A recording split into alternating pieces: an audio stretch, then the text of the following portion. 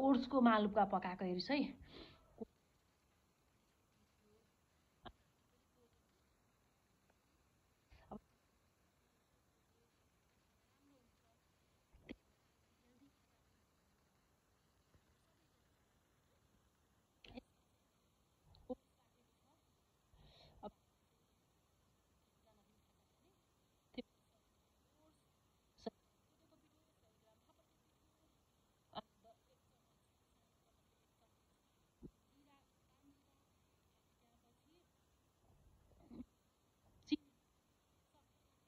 पनि आफ्नो स्वाद अनुसार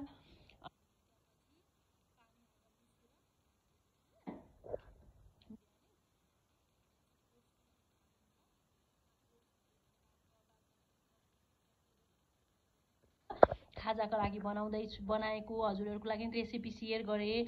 अनि अब आफूको स्वाद अनुसार अब कसैलाई घिउमा बनाउन मन लाग्छ, कसैलाई तेलमा बनाउन मन लाग्छ। अब आफ्नो बच्चाको हेल्थको लागि मान्छेले घिउमा बनाउँछन् है। मैले चाहिँ यो घिउमा बनाएको छु बाबुको लागि।